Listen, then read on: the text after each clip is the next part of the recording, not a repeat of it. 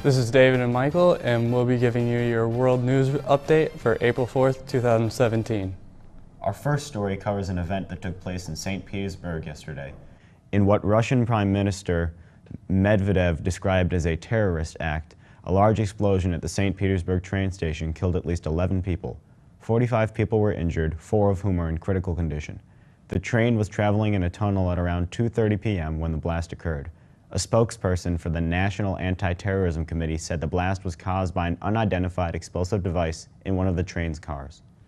The city's metro system has been temporarily shut down after another explosive device was discovered at a second station called Revolutionary Square. This explosive was found hidden in a fire extinguisher and contained about 1 kilogram of TNT. Fortunately, this one was defused before it could do any damage. No group has yet claimed responsibility for this attack. Both President Trump and Putin have offered their condolences to the victims of this attack. Viktor Ozerov, chairman of the Defense Committee in the Federation Council, said that the choice of St. Petersburg as a target may have been tied to Putin's visit of the city. This theory has not been confirmed, but he claims that the timing of the Russian president's visit to the city does not seem accidental. Russia has decreased recently in their number of terror attacks. In December of 2013, a train station in Volgograd was bombed, followed by a trolley bus bombing the very next day. And in 2010, 2 suicide bombers killed over 40 people at 2 Moscow train stations. Over to you, David. Thanks, Michael. More casualties that have happened on the other side of the globe, where the mudslide in Mocha, Colombia, has killed at least 273 people according to the Red Cross. About 400 people have been injured and over 150 are missing. According to a CNN interview, a spokesman for the Colombian Red Cross claims that 300 families have been displaced and more than 24 homes have been flattened. More than 1,000 soldiers and national police officers are involved in the ongoing rescue effort, which is difficult due to the bad mobility caused by the mudslide.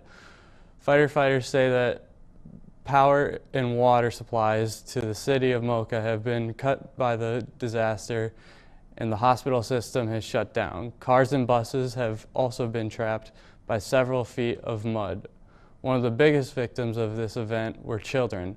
43 of the dead are children, and another 22 were hospitalized. Although several of these children have been reunited with their parents, many are currently in shelters. Colombia's President Juan Santos has declared a state of emergency and says his heart is with all the victims of the tragedy. He claims that authorities have identified around 170 of the victims. Colombia had another fatal mudslide back in 2015, claiming over 80 lives. President Santos blames the disaster on climate change and increased rainfall. Scientists say that some factors that make places vulnerable to mudslides are heavy rains, deforestation, informal housing, and dense populations. Back over to you, Michael. On a lighter note, 2 farmers in New Zealand by the name of Eric and Maxime Watson have broken the Guinness World Record for producing the world's highest yielding crop of wheat. The average irrigated wheat field in New Zealand has around 12 tons per hectare of wheat. The New Zealand farmers have produced nearly 17 tons per hectare, breaking the old record held by a farmer in the UK.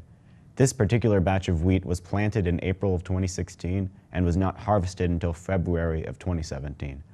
The Watsons bought their farm back in 1992 and with the help of 1 staff member, grow a wide range of crop for seed production, including cereals, grasses, vegetables, and pulses. The New Zealand arable industry is a small but important part of the country's economy and the global seed market.